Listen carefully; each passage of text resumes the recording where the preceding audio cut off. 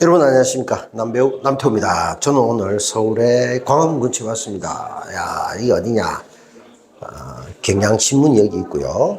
정치방송 많이 보시는 분들은 또 구교용 기자죠, 경향TV 쪽에 있고, 거기에 바로 우리가 먼저 있었습니다.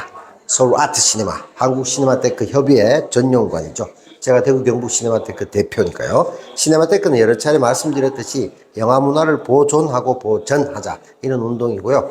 보존 쪽의 기능을 많이 하는 게 이제 상암동에 있는 영상자료원이고요. 저희 극장에 왔습니다. 제가 여기 온 이유는요, 오늘 중요한 행사가 있기 때문입니다.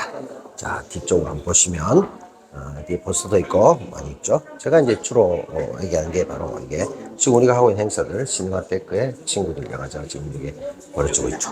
여기는 시네마테크 친구들, 이제 박찬욱 감독, 봉준호 감독, 김지훈 감독, 많은 분들이 감독들이 있습니다. 여러분들이 잘 아실 만한 곳이죠. 그리고 뒤쪽에 작품들이 있습니다. 제거 있고요. 대릭 전문 감독, 최양일 감독도 있고요. 여기에 존 카사베츠, 이 양반은 바로 독립영화의 아빠라고 하는 분이죠. 보니까 오늘 제가 여기 온 이유는 시네마테크의 유산영화 정책. 유산영화 정책, 이게 뭘까? 영화를 유산으로 본다. 문화적 유산. 그런 의미인데요. 여기에 대해서 얘기를 나누면서 저희 극장에서 어떤 얘기를 할 건가 하면, 주로 이제 저희 극장 안에서 그간 한국의 시네마테크가 걸어온 역사에 대한 얘기, 그리고 곧 만들어질 시네마테크의 사실상 문제점이죠. 안타까운 얘기들 좀 하게 될 겁니다. 여러분들이 잘 아시겠습니다만, 여기 경향신문도 얘기했습니다만, 언론은 항상 편집권 독립 문제잖아요. 근데 여기 이런 경우에는 이제 관에서 하는 공간과 그리고 운영 주체 간의 문제, 이것이 이제 어떻게 될 것인가 하는 문제인데, 저희가 예전에 맥주 맛도 모르면서 했던 그 맥주관 가면서 많은 감독과 배우들이 또 시네마테크 전용관을 지어달라 해서 광고료 한 10억 이상 될 겁니다. 도와주고 했었는데, 그 과정들을 쭉 거치면서 지금 제가 대구에서 겪었던 미디어센터나 영상위원회는 경북, 그리고 예술영화관 등등 좀 파행적 사태 보면 관이 이제 마음대로 해서 결국은 산업적인 지향을 가진 쪽에서 힘이 세다 보니까 가져가서 오히려 문화적인 자산을 흐지부지 만들어보는 경우가 많았는데, 여기도 아마 그런 개연성이 매우 높아서 슬픕니다. 그리고 프랑스 사례 같은 게 아마 발표될 것으로 보이는데요. 아마 그런 것들을 보시면서 앞으로 새롭게 만들어질 대한민국에서는 문화를 바라보는 시선, 그것을 집행하는 행정의 자세, 또 이런 것들에 대한 전반적인 것들을 알아볼 수 있었으면 좋겠다라는 차원에서 왔습니다. 그럼 곧 본 행사 보시죠.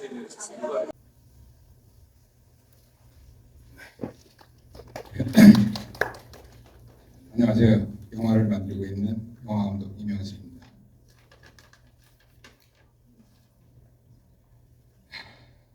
지금 이 자리에 서니까 지금 이사온 낙원동의 서울 아트시네마에서 영화인들과 함께 서울의 시네마테크 전용관을 건립하기 위해 추진 모임을 시작한 15년 전의 일들이 생각납니다. 2010년 1월, 지금처럼 시네마테크의 친구들 영화제가 개최될 때입니다. 저는 그 고전 영화라는 선입견 때문에 올드한 느낌이라든지 재미없다라든지 지루하다라든지 이런 선입견이 주는 느낌 때문에 그냥 고전 영화를 저는 보물 창고라고 부릅니다. 왜냐하면 고전 영화를 볼 때마다 발견하는 보물들 때문입니다. 그래서 우리에게는 과거의 영화들을 도서관이나 미술관처럼 발견할 수 있는 장소인 시네마테크가 필요합니다. 서울 같은 대도시에 그런 시네마테크가 여기 민간으로 운영되고 있는 서울 아트 시네마입니다. 하지만 여전히 안정적인 공간이 마련되지 못해 유랑탐스럽 이곳저곳을 떠돌아다니고 있습니다. 그래서 저희 영화인들은 시네마테크에 출입하면서 보다 안정적인 공간이 필요하고 지원이 확대되어야 한다고 생각했습니다. 제가 추진위원장으로 활동하게 된 단 하나의 이유 중에 하나입니다. 제가 추진위원장을 하면서 저는 2011년에 서울시 의회의 시네마테크 지원을 촉구하는 노력을 하기도 했습니다. 그런 노력의 결과로 2014년에 서울시가 충무로에 시네마테크를 위한 새로운 공간을 마련하기로 합의가 되었습니다. 이어 시네마테크 건립을 위한 청사진이 마련되고 설계 공모에 이어 영화의 집을 짓는 공사가 시작되었습니다. 모든 일이 잘 되어가는 듯했습니다. 하지만 몇 년 전부터 새로운 시장님과 새로운 시의회가 들어서면서 애초 영화인들과 합의했던 서울 시네마테크 건립이 다른 방향으로 흘러가고 있다는 것을 알게 되었습니다. 이름도 시네마테크에서 영화센터로 바뀌었고 시네마테크와는 상관없는 건물이 되어가고 있다는 우려가 있습니다. 이 프로젝트를 처음 시작한 사람의 입장에서 저는 그렇게 되지 않기를 바라고 있습니다. 저는 지금이라도 서울영화센터가 원래의 계획대로 시네마테크를 위한 공간으로 돌아가야 한다고 생각합니다. 조성은 서울시가 하되 시설 운영은 영화계가 전담하고 민간 운영의 독립성과 자율성이 보장되고 관주도가 아닌 민간 분야의 전문성과 역사성을 존중한다는 애초의 합의를 지금의 서울시가 이행해 주셨으면 너무 감사하겠습니다. 오늘 여기 와주신 분 감사드리고 좋은 논의가 되기를 기원합니다. 감사합니다.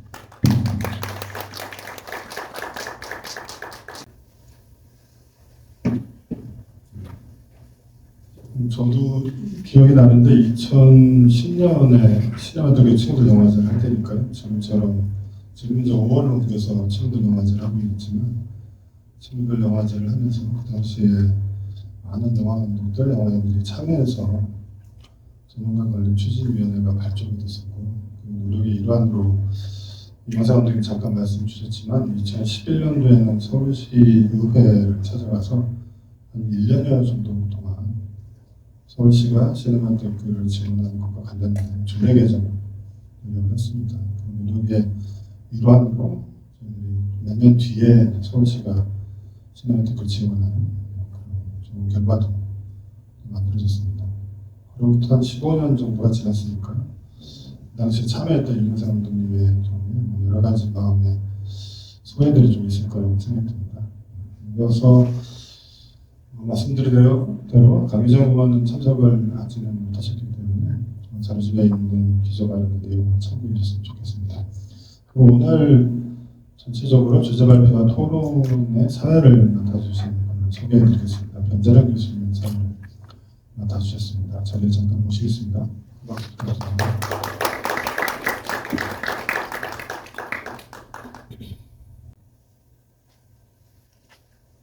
안녕하세요. 그 한시업 이사하면서 또 신체영대학교에서 영화를 가르치고 있는 변재량이라고 반갑습니다.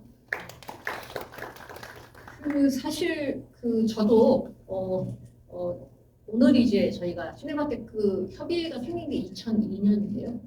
사실 2002년에 전사를 한번 살펴보면 굉장히 흥미로울 것 같습니다. 사실 95년에 지금도 발간되고 있는 시네21과 당시에 발간되었던 월간 키노가 처음 이제 등장한 게 95년이고요.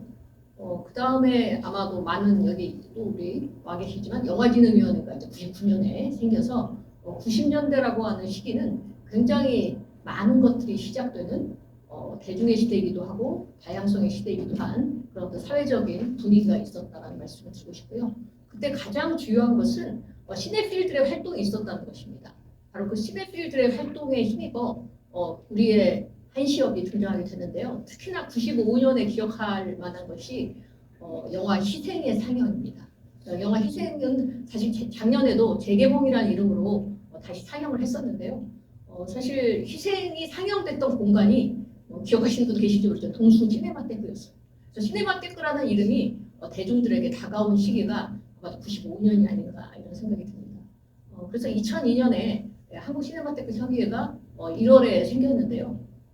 그리고 나서 이제 5월에 이제 드디어 여러분 앉아 계시는 서울아트 시네마가 이제 생기게 됩니다. 다만 서울아트 시네마는 조금 전에도 이명사 감독님 잘 말씀해 주셨지만 전용관을 갖지를 못했어요. 그래서 2006년부터 시작해서 서격동, 그다음에 허리우드 극장, 서울극장, 지금 여러분들 앉아 계시는 정동에 이르기까지 계속 이사를 다녀야 했습니다. 물론 저는 가장 놀라운 거는 저희 코로나 시기에 이 서울아트 시네마에 너무 많은 관객이 있어서 너무 놀랐어요. 그냥 일반 지금 롯데시네마와 메가박스가 이제 합병을 한다 이런 얘기가 들리고 한국 영화사는 굉장히 어렵다는 말이 들리지만 서울아트 시네마는 지금도 굉장히 행진하고 있다 이런 생각을 합니다.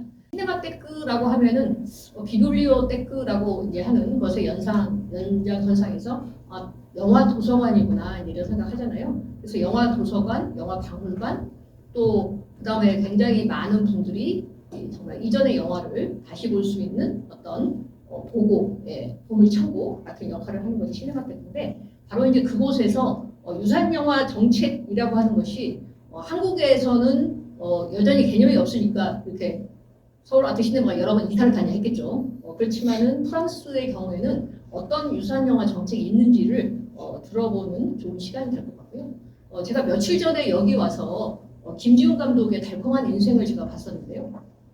그때 정말 많은 관객이 그날도 매진이 된 걸로 알고 있습니다. 근데 그때 이제 김지훈 감독이 20년 만에 이제 그 영화를 상영하면서 이 영화를 처음 본 관객들을 호명하셨어요. 그래서 제가 생각하기에는 유산 영화 정책이라고 하는 것은 아마도 우리 노출한 교수님이 청년과 또 미래 세대와 그리고 사실 90년대 지방자치 시대가 시작되면서 지역이라고 하는 되게 소중한 그 개념이 사실 좀 더 가시화되었잖아요. 그래서 사실 지역문화진흥법이 만들어진 지금에도 여전히 지역은 굉장히 힘든 상황이 있지만 프랑스의 경우는 어떻게 되고 있는지를 좀 들어보는 시간을 갖고요. 시네필, 영화의 영화 또는 영화 애호라는 의미가 만들어진 게 세계 1차 대전 끝나는 즈음이었습니다. 그리고 20년대 들어서 영화 잡지와 함께 시네클럽이 유행하면서 영화를 보고 토론하는 문화가 생기기 시작했고요. 1930년대에 들으면 그 유명한 시네마테크 프랑스즈를 비롯해 이제 많은 시네마테크가 프랑스만이 아니라 전 세계적으로 만들어지는 시점이었죠. 그렇게 이제 프랑스는 시네필을 중심으로 한 이 영화 산업과 연결한 정책을 꾸준히 이렇게 유지하고 있는데요. 왜 제가 이 말씀을 드리느냐? 2023년 기준으로 이제 프랑스의 연간 관객 수가 1억 8,040만 명이었는데 코로나 이전 3년 평균의 86.9% 수준으로 회복된 겁니다. 알고 계시듯이 우리나라는 지금 50에서 60 사이 그래서 올해는 아마 어떻게 될지 모르겠습니다만 거의 반타작 미만으로 떨어질 가능성이 높습니다만 특히 프랑스 영화, 그러니까 자국 영화의 관객 수는 이전 3년에 평균 93% 수준까지 거의 다 회복한 상황이라는 거죠.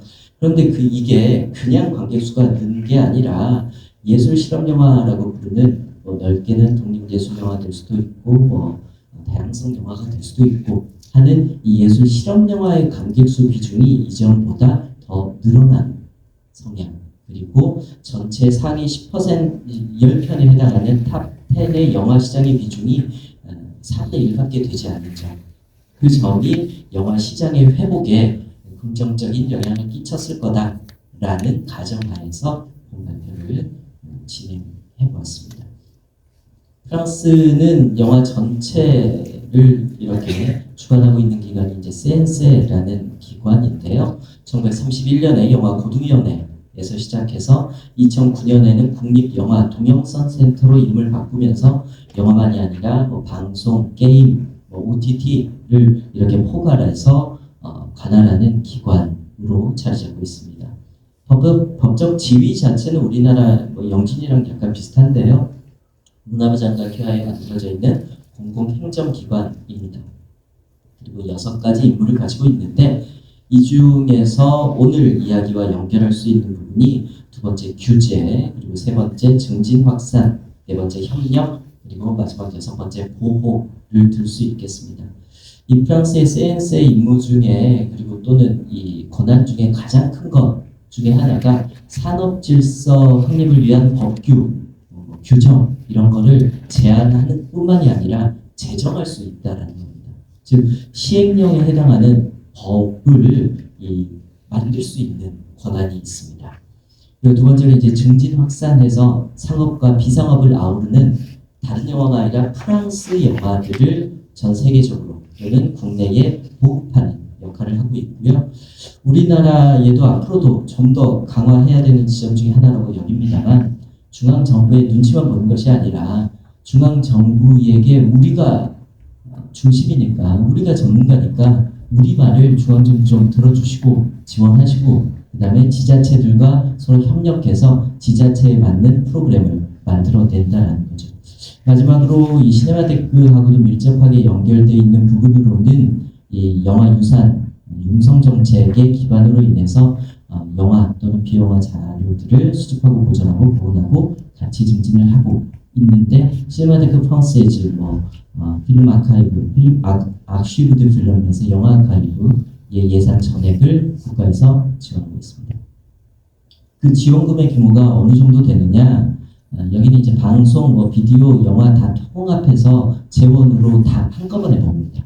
그 규모가 우리나라 돈으로 얼추 1조 2,300억 원 정도 됩니다. 그리고 영화에 해당하는 금액은 우리로 따지면 연발기금에 해당하는 게 우리는 3%인데 여기는 10.72% 걷고 있고요. 지금 이 그래프에서 보시듯이 TV, 방송사, 케이블 TV 합친 곳에서 58%를 거둬들이고 OTT를 포함한 비디오 쪽에서 23%, 그리고 최근에 극장 시장이 조금 작아져서 20% 미만을 극장에서 거둬들입니다. 그런데 실제로 이 돈을 어떻게 사용하느냐? 영화 쪽에 43.9%를 사용합니다. 논리는 간단합니다. TV에도, 비디오에도, OTT에도 영화가 풀리기 때문인 거죠. 그래서 기본적인 이 컨텐츠로서 영화계에 지원을 해야 된다라는 논리를 가지고 있고요. 그 지원금은 크게 자동 지원금, 선택 지원금, 이 선택 지원은 프로젝트별로 이렇게 심사하는 지원금인데요. 절반씩 보통 나누고 그 중에서도 상영 분야의 금액이 다른 분야보다 오히려 큽니다. 그래서 전체 금액의 한 5분의 2 정도가 영화를 보여주고 관객에게 접근하는 데 사용하고 있다라고 보시면 되겠습니다. 그렇게 해서 극장 관련된 지원금을 말씀드리면 영화 자동 지원 잠시 조금 설명해 드리겠습니다만 5,890만 유로, 그 다음에 영화관 신설 및 현대화 지원으로 490만 유로, 그리고 시네마테크 또는 예술영화 전용관에 해당하는 프로그램에 해당하는 예술 실험 영화관 지원으로 1,800만 유로 그리고 150만 유로를 지원하고 있습니다. 자동 지원금에 대해서 간단하게 설명드리면요, 이거 계속 우리나라도 해야 된다라고 제가 끝없이 주장하는 것인데, 이 TSA, TSA가 우리로 따지면 이제 연발기금에 해당하는 분담금입니다. 10.72% 입장권에 부과하는 건데 1년 동안 어떤 극장이 8,500유로를 세금으로 낸다라고 한다면, 그러니까 장사가 안 되는 이제 극장인 건데요. 제가 한번 대략 계산을 해보니까 월 관객 수가 943명, 그러니까 하루로 따지면은 31명, 그리고 하루에 5회 상영한 다음에 6명 정도 드는 거라고 생각하시면 되겠습니다. 한 회에 6명 정도 평균 드는 그 극장에는 자기가 낸 세금의 80%를 자동 지원금으로 다시 지원을 받습니다. 그런 식으로 해서 이제 장사가 잘 되는 극장일수록 자동 지원금은 조금씩 쌓이게 되는데요. 이 자동 지원금을 어디에 쓸 수 있느냐? 거의 모든 분야에 다 쓸 수 있습니다. 그래서 극장을 운영하는데 또는 개선하는데 자동 지원금을 사용할 수 있기 때문에 실은 가난한 작은 극장들도 기본적인 생활을 할 수 있도록 나라에서 제도를 마련해 놨다는 거죠. 그러면 그 작은 극장에 해당하는 예술 실험영화관 이야기를 이제 본격적으로 드릴 텐데요. 영화관에 앞서서 예술 실험영화란 무엇인가에 대해서 간단히 설명드리도록 하겠습니다. 예술 실험영화는 필름 흑구몽대 아헤데세라고 불리는 게 이제 원래 이름인데요. 흑구몽대는 리커먼드 이렇게 되는 겁니다. 그래서 예술 실험 영화로 추천받은 작품들을 우리가 이제 간단히 줄여서 예술 실험 영화라고 부르는데요. 예술 영화는 주 목적이 돈벌이가 아닌 영화, 그리고 실험 영화는 취약하고 극진적인 제작 형태로 만들어진 영화를 해서 이 두 개념을 합쳐서 예술 실험 영화라고 부릅니다. 이것은 법에 정의를 하고 있는데요. 5가지로 구분하고 있습니다. 첫 번째는 새로움이나 연구 특성을 가진 영화 작품. 두 번째는 이론 여지가 없이 멋진 작품인데 관객이 많지 않은 작품. 세 번째는 프랑스에 잘 알려지지 않은 나라의 삶을 반영한 작품. 네 번째는 고전 영화. 그리고 5번째는 단편 영화가 되겠습니다. 그렇게 해서 이런 영화를 보는 관객의 현황을 지난 10년간 한번 표로 나타내 보았는데요. 2023년 프랑스의 예술 실험 영화 관객 수는 아까 말씀드린 것처럼 전체 관객이 27.8%였습니다. 전체 평균으로 볼 때는 23.6%였고요. 그러니까 전체 관객의 4분의 1 이상이 예술 실험 영화 관객이다라고 생각하시면 되겠습니다. 그리고 이어서 예술 실험 영화는 어떻게 상영되고 있느냐? 1년에 개봉한 전체 신작 716편 중에 58.7%가 예술 실험 영화입니다. 즉 인증해주는 폭이 상당히 넓습니다. 그리고 이 개봉하는 예술 실험 영화 신작 중 421편 중에서 무려 63.2%가 프랑스 영화입니다. 즉 예술 실험 영화를 지원한다라는 것은 자국에 있는 예술 실험 영화를 우선적으로 지원한다라고 생각하셔도 되겠습니다. 이 영화의 관객 구조를 대략 보면 이렇습니다. 이따 이제 본격적으로 말씀드릴 이야기 중에 핵심 내용이 바로 이 연령층인데요. 이쪽이 예술 실험 영화, 그 다음에 일반 영화라고 보시면 되겠습니다. 그래서 보시면 지금 젊은 관객층은 일반 영화를 더 많이 보고, 그리고 50살 이상의 관객층은 예술 실험 영화를 더 많이 본다라고 지금 나와 있고요. 이제 사회 구조, 직업, 이런 걸로 볼 때 조금 부유하거나 중산층 이상이 더 많이 보고, 사는 지역으로 볼 때는 수도권이나 파리 인근 사람들이 더 많이 본다.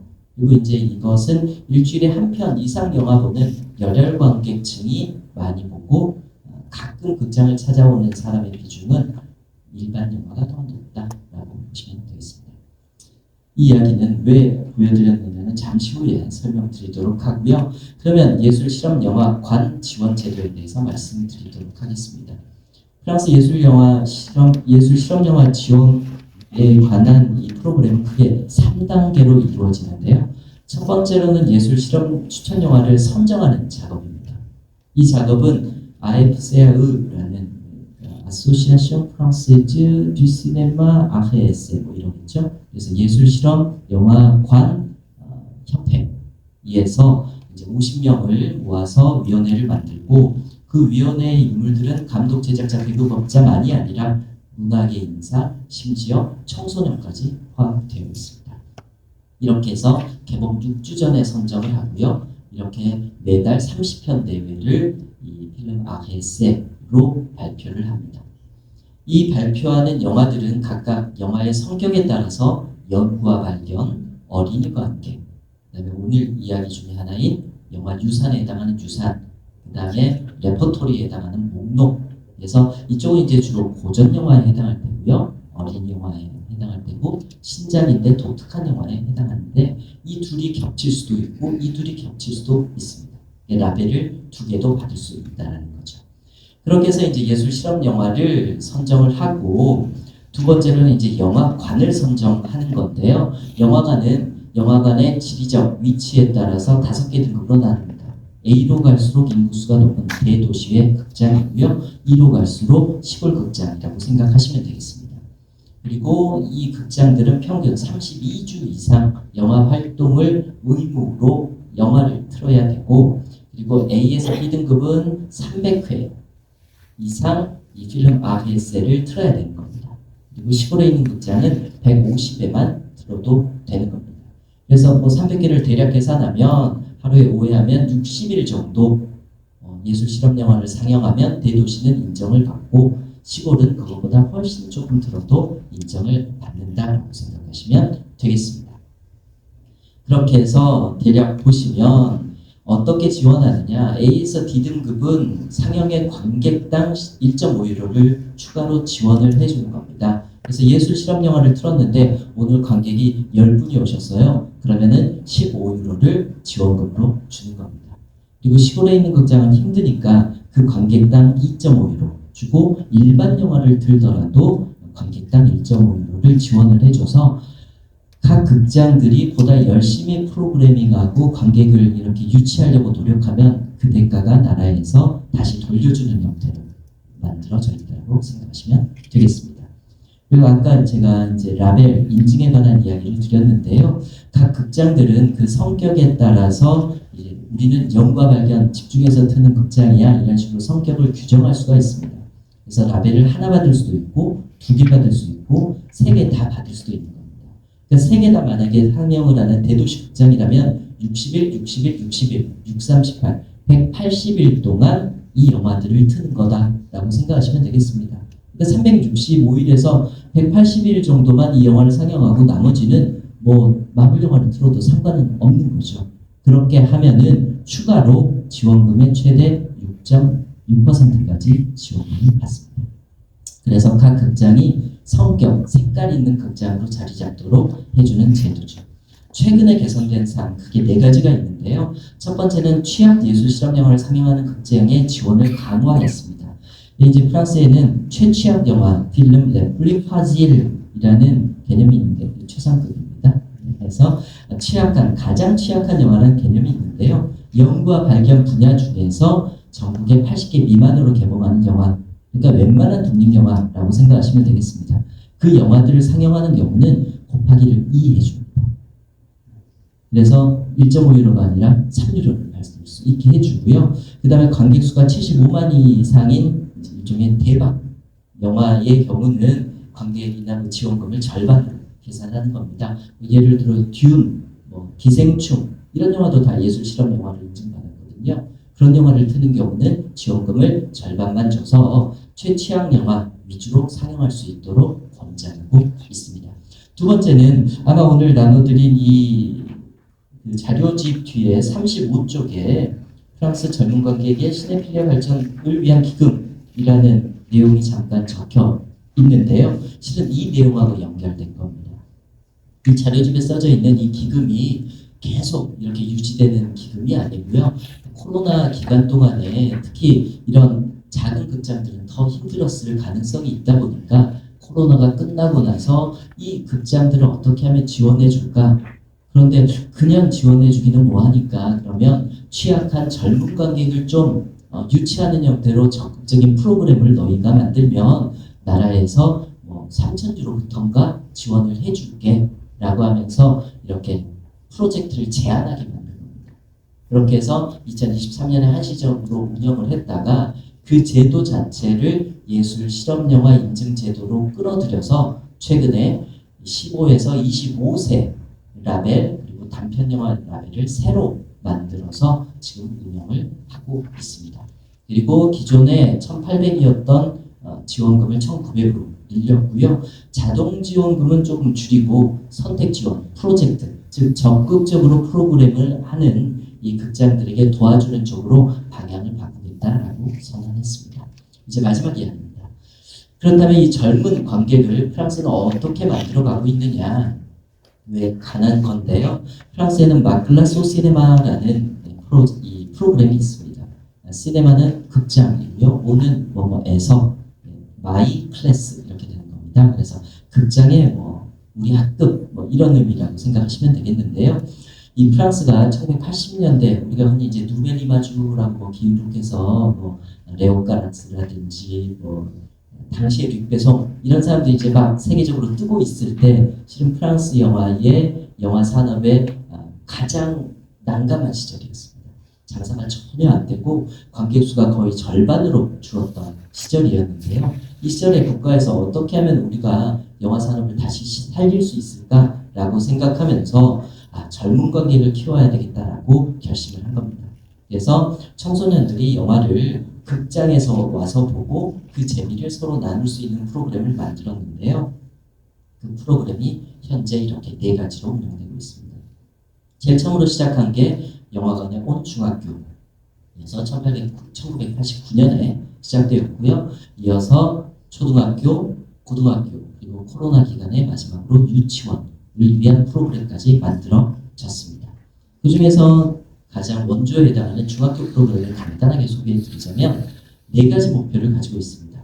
영화관 본연의 형태로 영화를 관람.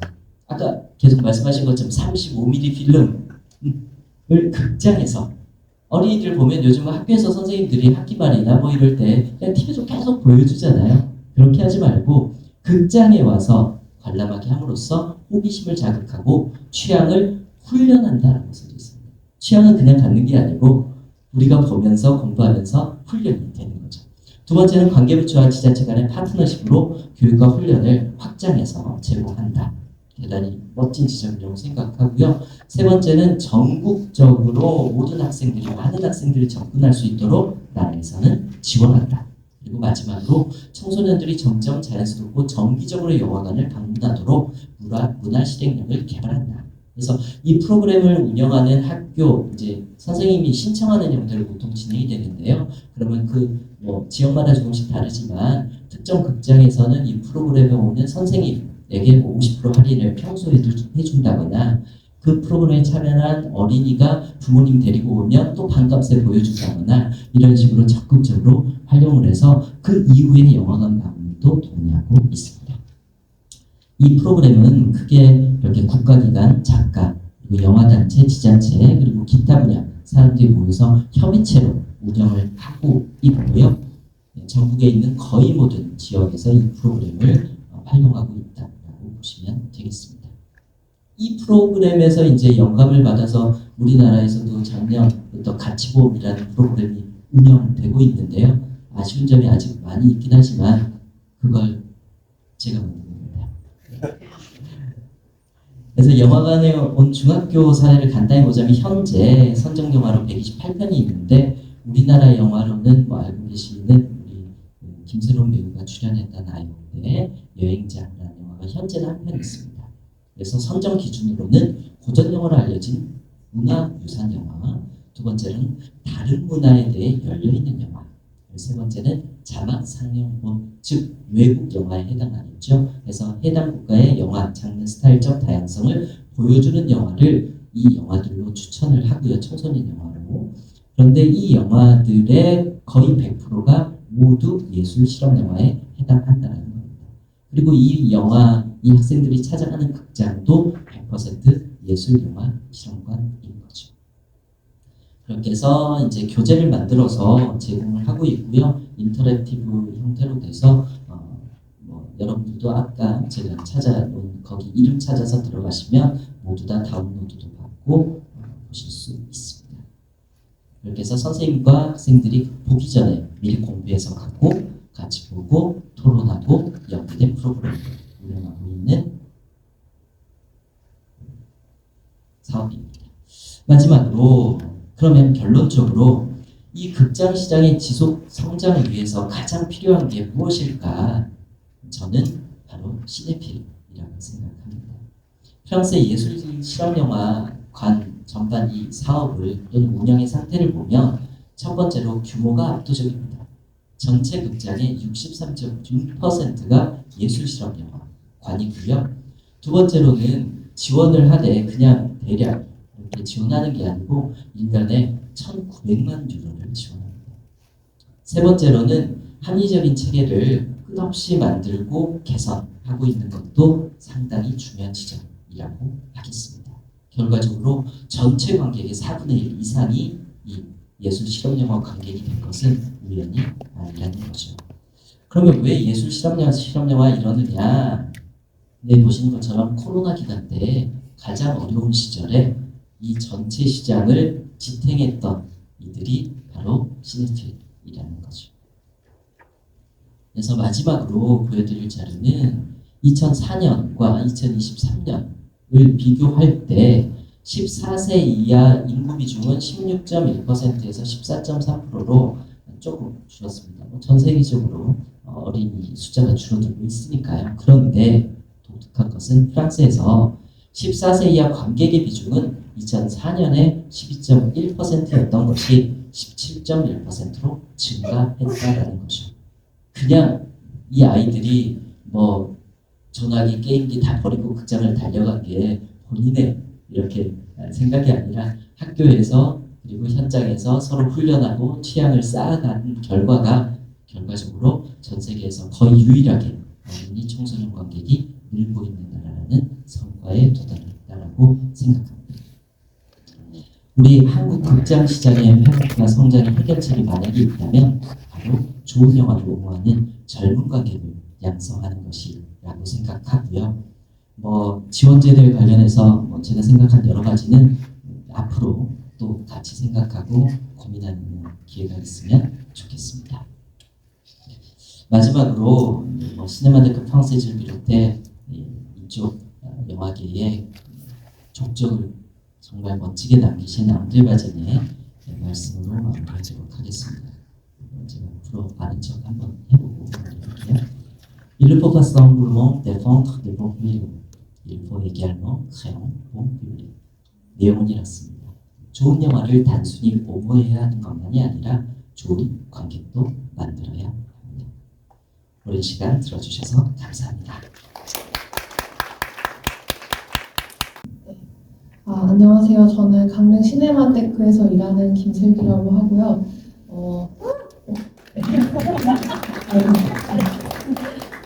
이런 자리가 익숙하지 않지만 그래도 강릉의 지금 영화 문화나 지금 겪고 있는 상황을 잘 전달드린다는 마음으로 말씀드리겠습니다. 앞서 얘기 주신 것처럼 강릉 시네마테크는 96년부터 독립예술 영화를 보기 힘든 강릉에서 이런 영화 문화를 만들어온 비영리 민간 단체인데요. 초반에 공동체 상영 활동과 이런 교육 활동을 진행해왔고 얘기 주신 대로 정동지 독립영화제와 신영극장을 운영해 오고 있습니다. 강릉 영화 문화 환경을 얘기하는 거에 있어서는 시네마테크 외에도 좀 다른 이름들에 대해서 좀 말씀드리고 싶어요. 우선 지금은 폐관했지만 강릉시 영상 미디어 센터가 있었습니다. 어떤 시민들의 또 영상 교육이나 이런 접근성을 높여주고 사실 인프라가 부족한 지역 환경에서 어떤 장비 지원이나 창작 지원들을 해왔고 또 영화와 어떤 교육기관 초중고 학교들과 좀 연결하는 역할들을 해왔었고요. 또 사회적 협동조합 인디하우스라는 곳이 있습니다. 여기는 지역 영화인들이 운영하고 있는 단체고 그 초급 영화 제작 교육과 영화 배급을 맡고 있습니다. 그리고 또 2019년부터 2021년까지 개최했던 또 강릉국제영화제를 얘기 안 할 수가 없는데요. 또 기존에 또 있던 지역 영화 단체가 어떤 금전적으로 상황적으로 한계가 있어서 진행하지 못했던 것들, 뭐 중급 영화 제작 교육이나 이런 제작 지원들을 그 당시 강릉국제영화제가 있어서 많은 것들도 시도하고 진행할 수 있었습니다. 사실 이렇게 강릉은 강릉 시민 그리고 시네필 그리고 지역 영화인 중심으로 인프라가 없는 상황에서 같이 영화 문화를 만들어가고 있는데요.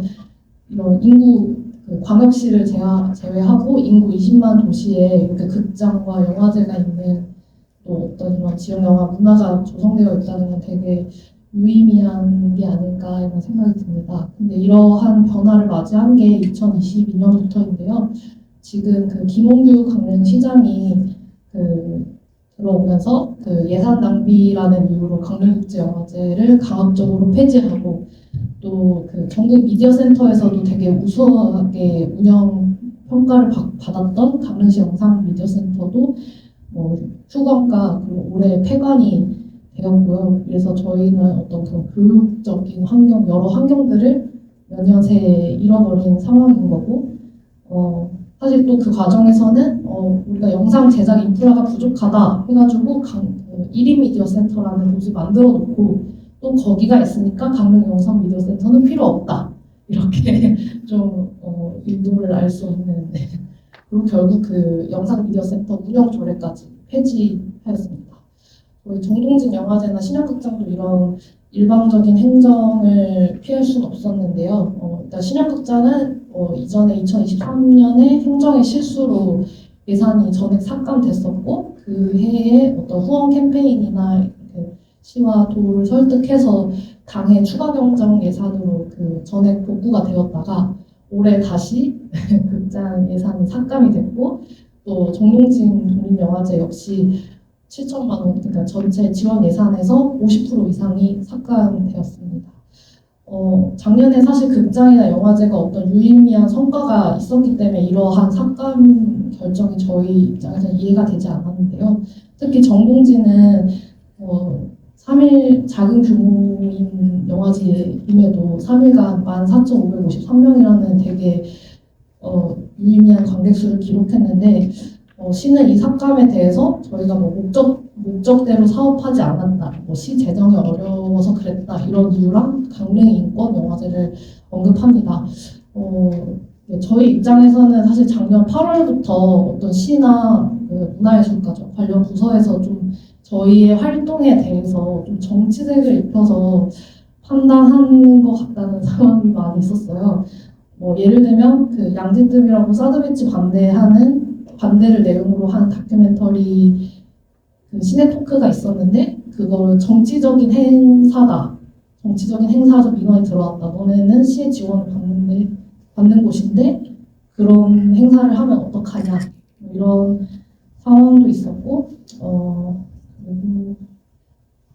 그래서 뭐 거기서 내년 예산이 어려울 수도 있다 이런 식의 압박들이 있었고 그리고 시와 같이 운영하기로 한 독립영화 상영 사업도 일방적으로 장소나 일정과 내용을 변경하라는 요구들이 있었고 그 일정이 얼마 남지 않은 상황에서도 거의 일주일 전이었던 것 같은데 보조금 교부도 제대로 진행이 되지 않아서 그런 어려움을 겪었고요. 앞서 말씀드린 인권영화제는 그 지역에서 20여 년간 이어져 온 인권영화제고 시 지원을 한 번도 받은 적이 없는데 계속 저희가 이제는 운영하지 않고 이제 대관을 후원하는 식으로 진행을 해왔었거든요. 그거에 대해서 대관을 하면은 이거 정치적인 행사기 때문에 대관하지 말라. 그러면 내년 예산에 불이익이 있을 수 있다. 이러한 상황들이 있었습니다. 저희가 이후에는 삭감이 확정됨으로써 저희도 연대 서명도 진행을 하고 계속해서 시와 그 관련 부서에 어떤 면담을 요청하긴 했지만 계속 어떤 소통이 회피되고 단절되는 상황 그리고 가끔 언론을 통해서 저희가 뭔가 제대로 하지 않았기 때문에 이런 식의 반응들을 보면서 힘든 상황이었고요. 사실 이런 식으로 그 문화예술과 또 영상영화 산업에 대한 어떤 구체적인 비전이나 그런 방향성이 없는 상황에서 또 지자체의 일방적인 행정으로 인해서 이런 기존의 민간이 어렵게 쌓아온 그런 영화 문화 환경들이 무너지는 상황입니다. 그리고 당장에 또 앞으로도 영화 문화 발전에 대한 어떤 시의 공적인 지원이 사실 기대되지는 않는 상황이고요. 사실 이런 분위기는 그 문화 환경을 만들어가는 사람들한테로도 이어져 가는 것 같습니다. 오랫동안 10년 이상 강릉시 영상 미디어센터에서 시민과 만나고 그런 교육에 대한 고민을 해본 사람들이 서울 혹은 다른 지역으로 혹은 다른 분야로 이탈을 함으로써 이러한 동력이나 많이 상실되는 것 같고요. 사실 그 전에 떼크나 이런 단체들이 해왔던 행보들 덕분에 계속 작게나마 지역 영화 문화들이 만들어져 왔다고 생각을 합니다. 그래서 이런 것들이 더 보존되고 지속되기 위해서는 어떤 중앙의 지원과 관심이 정말 시급하다는 생각이 들고요. 또 그 지원이 그 지역 영화 문화를 실제로 만들어가는 사람들한테도 직접적으로 좀 이어질 필요가 있다라는 생각이 듭니다. 저는 사실 고등학생 때 강릉 영상 미디어 센터를 통해서 처음 영화나 영상을 접하고 또 정동진 독립영화제에서 자원활동가로 시작했기 때문에 이러한 상황들이 되게 안타깝고 잘 싸우고 싶고 잘 마무리되었으면 하는 생각이 듭니다.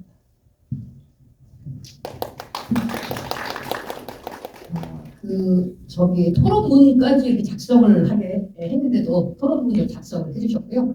그래서 아마도 들어오실 때 토론문도 아까 들고 오시지 않았을까 싶은데 보시면은 정말 지원은 하되 간섭을 하지 않아야 되는데 완전히 압박과 그다음에 거의 정말 단어가 생각이 안 나네요.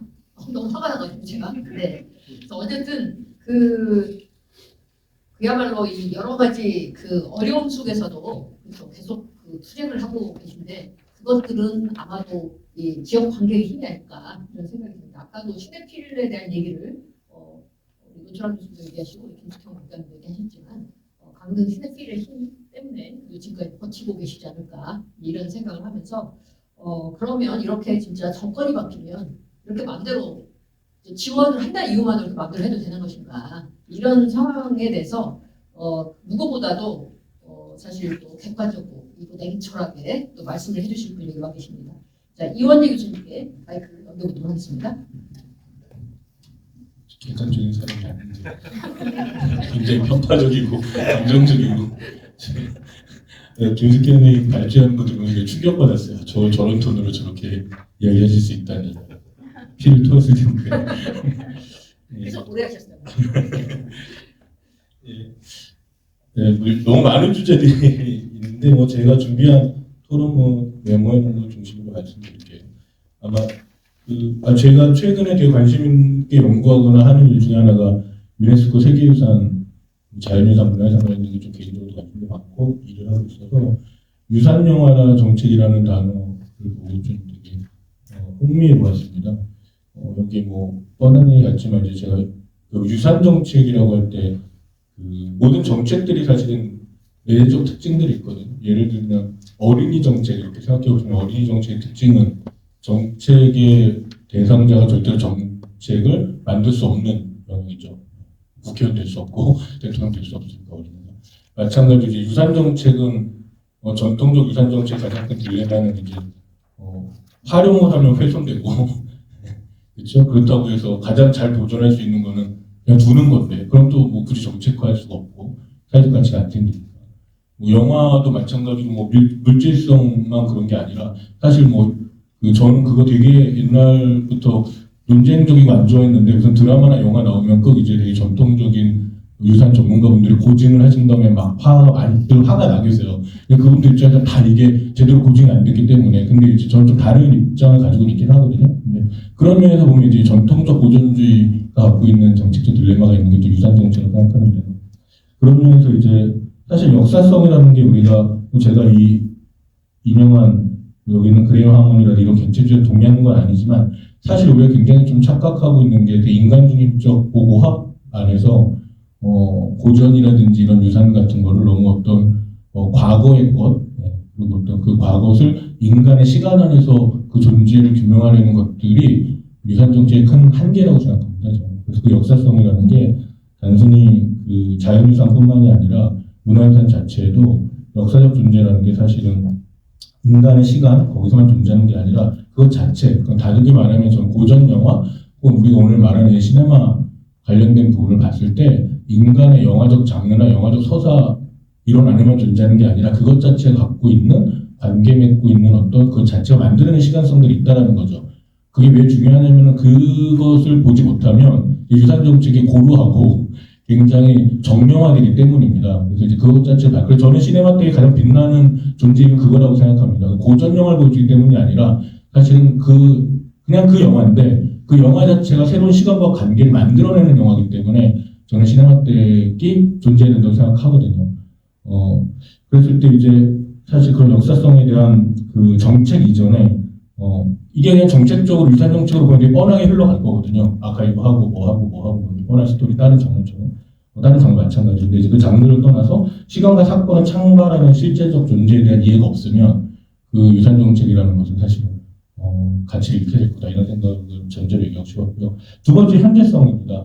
또 이것도 또 많은 사람들이 너무 이거를 보존과 활용이라는 개념에서 많이들 이야기합니다. 이미 이제 헤리테이지라고 말하는 많은 하드웨어 중심의 문화유산 정책을 비판받아왔던 것도 요즘에 이제 AI 때문에 또 난리가 났죠. 그전엔 VR 때문에 난리가 났고 늘 망합니다. 늘 한 방울짝 늙게 최신식 기술을 쓰고 그리고 늘 상업보다 후지게 돈을 쓰고 이래서 이제 늘 망하는데 지금도 전국의 모든 박물관 뮤지엄이 이런 그 AI 기술을 쓰겠다 지금 난리를 치면서 수십억 수백억을 버리고 있는데 이런 것들이 가지고 있는 보존과 활용이라는 딜레마 이런 것들에 대해서 우리가 현재성이라는 게 뭘까? 사실 생각해 보면 저는 시간이 없어서 말 못하겠지만 영화야말로 되게 딜레마가 크다고 생각합니다. 전통적 예술도 아니고 이 정책 스펙트럼을 보면 그쵸 전통 예술 보면 인간 문화들부터 쭉 있거든요. 전통 예술도 요즘에 엄청 많이 살아나고 있습니다. 사실 예술 정책 기술적으로도 그렇고 한국 K컬처라고 말하는 이제 문화적인 원형 소스로서도 굉장히 많이 각광받고 있고 창극 이런 거 보면 이제 그래서 그런 것들이 많은데 영화는 사실 상대적으로 현대적 예술이잖아요. 상대적으로 그렇다면 이제 이것이 갖는 유산이라고 범주 안의 정제에서 봤을 때 딜레마가 있다고 생각하는데 그런 면에서 이제 그 현재성을 봐야 되고 그 굉장히 빠른 미디어 환경 안에서 존재하잖아요.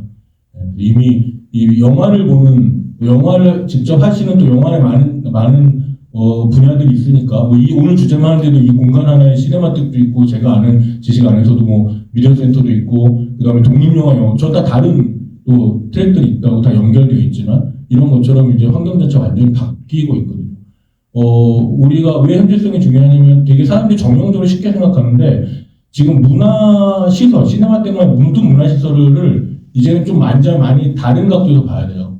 왜냐면은 여러분들이 그동안 우리가 만들었던 정책들은 사실은 어느 정도의 성장기, 저는 성장 정책이 끝났다는 걸 인정하지 않으면 이 정책들 다 실패할 겁니다. 이제 성장한다는 거는 냉정히 말하면 거짓말이에요. 왜 성장 개념은 인구 정책에 기반하고 있고, 그 다음에 그 성장이라는 건 사실은 뭐 희망적인 것 같지만, 우리는 정해져 이제 탈성장 관점이 아니면 이런 정책 짤 수 없습니다. 왜냐면 앞으로 뭐 시네마틱에 몇 명이 오고 이런 개념이요. 생각해보면 여러분들이 생각하는 모든 그런 대중적 시설들이 다 문을 닫을 겁니다. 지금 자동차 학원도 거의 문 닫고 있죠. 자동차 운전학원. 옛날에 20세가 되면 면허를 따고 막 이랬던 영화에도 등장하는 자동차 면허증이 있으면 성인이 되는 거지. 인구가 다 줄었잖아요. 자동차 면허를 따는 인구 자체가 주로 학원들 다 문 닫고 있습니다. 그러면 이제 다른 문화시설도 생각해볼 수 있는 거죠. 도서관, 박물관. 근데 아무도 이거에 대해 다 성장을 얘기해요. 우리 박물관이 도서관이 뭐 엄청 앞으로 성장할 거고 불가능한 얘기입니다. 그리고 그 옳고 그름의 문제가 아니라 객관적 조건의 문제고 그리고 탈성장 순환적 세계관이 아닌 정책이라는 게 존재할 수 없다. 근데 이제 다만 뭐 어떤 표를 얻어야 되는 정치인들이라든지 돈을 벌어야 되는 사람들은 성장을 계속 하겠죠. 안 그러면 이제 비즈니스가 안 되니까. 그렇기 때문에 사실은 그리고 시네마틱은 더더욱 이제 이런 주제는 탈성장적인 주제일 수밖에 없다고 저는 생각합니다. 성장주의 관점에서 얘기를 하는 게 되게 어리석은 얘기죠. 지금 이 시간에 우리가 여기 앉아있는다는 거는 성장주의자가 봤을 때는 엄청나게 어리석은 얘기죠. 하지만 우리가 이걸 계속적으로 중요한 가치를 말하는 건 탈성장 개념인데 탈성장 개념으로 봤을 때 앞으로 미디어 영화, 뭐 미디어 센터, 독립영화관, 시네마틱이 앞으로 어떻게 형성될 것인가. 사실 이런 것들을 짤 때 우리가 미디어 센터 말 1990년대 말 이럴 때는 상당한 정책적도 성장기였고 뭐 해도 다 잘 될 것 같은 그런 상황이 잘 됐고 실제로 그런 거와는 좀 다른 그러니까 나쁘다는 뜻이 아니라 다른 관점에서 봐야 된다. 뭐 망했다 이런 게 전 아니라고 생각하고 오히려 그래서 오히려 질적인 거라든지 그래서 오히려 정책적으로도 사실은 사람에 대한 투자 같은 걸 사실 노골적으로 말해야 됩니다. 이 시설 짓는 거 의미가 별로 없어요. 그리고 더더욱 여기 계신 분들도 대부분 서울이던 메트로폴리탄에 사셔서 그런 거지 오마니아의 농산어촌 지역을 아마 이 포럼이 끝나고 오늘 한번 차를 타고 가셔서 오마니아 KTX역 없는 오마니아 농산지 지역을 이틀만 있다 오시면 제 말이 무슨 말인지 아실 거예요. 네. 시설들이 그냥 다 버려져 이런 극장 이런 거 뭐 다 버려져 있고요. 새로 지은 건물들 뚜껑도 못 열고 버려지고 있고 다 우리 세금으로 지은 겁니다. 네. 근데 앞으로 지금도 근데 중앙에 있는 많은 정책 전문가들 뭘 짓자고 계속 얘기해요. 네. 그게 아니라 이제 짓는 얘기할 필요가 없다. 사람한테 투자를 해야 되고 그것도 어떻게 연결되고 관계할 것인가 이런 것들을 해야 된다고 생각하고요. 그 다음에 이제 일상성입니다. 일상성은 뭐냐면은 한국이 이걸 제일 못하는 게 유산 정책에서 유산은 그러면 뭔가 대상화되어 있고 저는 그 보존해야 되고 이렇게 생각한단 말이에요. 박타쿠르라는 네팔에 가보신 분이 계신지 모르겠는데 카트만두에서 한 몇 분 가면 박타쿠르라는 곳이 세계유산 도시입니다. 쉽게 설명하면은 힌두교의 유산들이 도시가 그냥 다 힌두교로 시뻘겋게 되어 있어요. 전통 우리로 치면 뭐 한옥이 쫙 그냥 모든 마을이 한옥이고 뭐 이런 걸 생각하시면 돼요. 근데 이제 뭐가 충격적이냐? 우리로 치면 그 세계유산이거든요. 거기 목조 건물 이런 데 앞에서 밤에 불을 떼면서 노래를 부릅니다. 충격적이죠. 그래서 한국의 유튜브를 보면 한국 유튜브들 거기 관광 갔다가 막 미개인 취급을 해요. 이 미개하게 관리도 못하고 이런다고. 우리는 어떻습니까? 우리는 어마어마하게 관리하죠. 실제로 별로 유산적 가치가 없는 건축적으로 이런 것도 막 손도 못 대게 하고. 근데 우리는 어떻게 됐냐? 그 결과 완전 일상성이 사라지고 유산이라고 그러면 그냥 비현실적이고 보존하면 되고. 그래서 지금 우리 뭐 유산 전통예술 관련된 전문가가 거의 없어요. 그렇죠? 그러니까 전문화 엘리트화된 전문가 외에 일상성이 없죠. 박타쿠르는 네팔은 지금도 그 유산을 보존하고 수리하고 이런 예술가나 이런 사람들이 직업이 엄청 많습니다. 그게 참 일상성이라고 생각해요. 뭐 함부로 써야 되는 이런 뜻이 아니라 사실은 유산이라는 게 어떻게 우리 안에 일상을 확보하는가 그런 면에서 유산 영화라는 것도 저는 이제 그런 면에서 사실은 일상성을 어떻게 가질 거냐 이런 거라고 생각하고요. 이런 전자에서 그 시네마 사회자께서 저에게 기대하신 이 서울 전용관에 관련된 건 뭐 엄청 복잡한 문제죠. 시네마틱이 복잡한 게 아니라 오히려 이거는 사실은 그냥 행정의 위탁 정책이라는 것이 갖고 있는 문제 이런 것도 매우 복잡합니다. 네.